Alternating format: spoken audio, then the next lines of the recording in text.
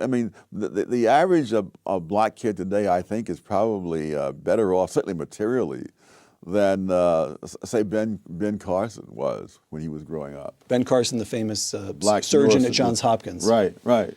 Who is immensely accomplished in every way. Yes. Right. I would say that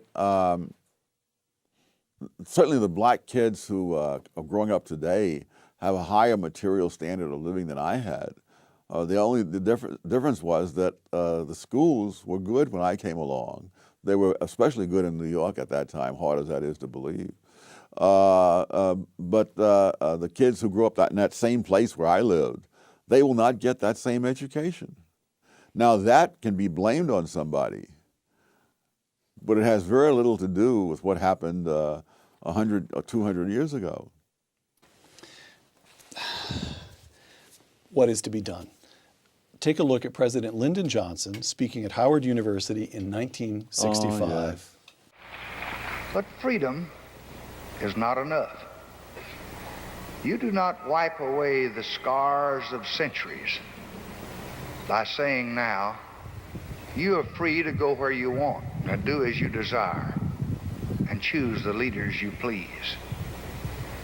You do not take a person who for years has been hobbled by chains and liberate him, bringing up to the starting line of a race, and then say, you are free to compete with all the others, and still justly believe that you have been completely fair.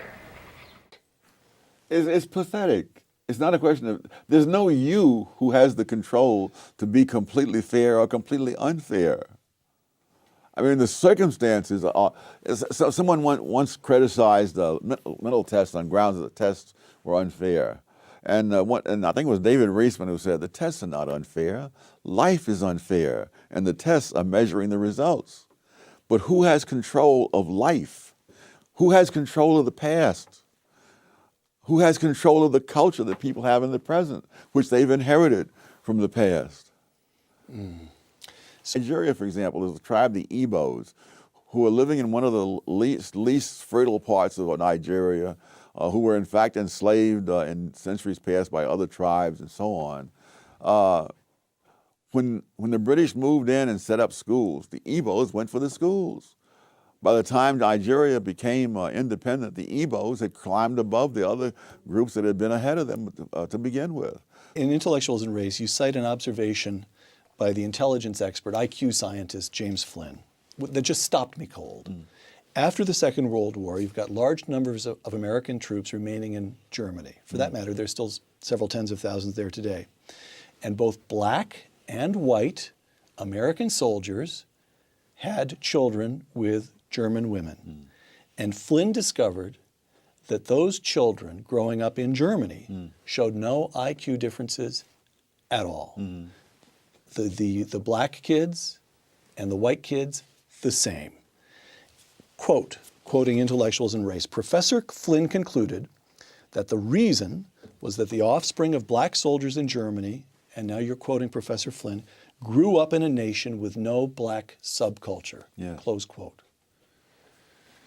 Which means what? Which means they experienced exactly the same expectations. Is this the... No, the expectations are external. The culture in which they grew up was not the culture in which black kids grew up in America today. So they had... There's no gangster rap that was pervasively available in Germany. So here's what I'm getting. There is something about black subculture in America today that holds African Americans themselves back? Yes, because that same subculture... Let's talk about two of your books here. Go ahead. Because that very same subculture held whites in the South back as well.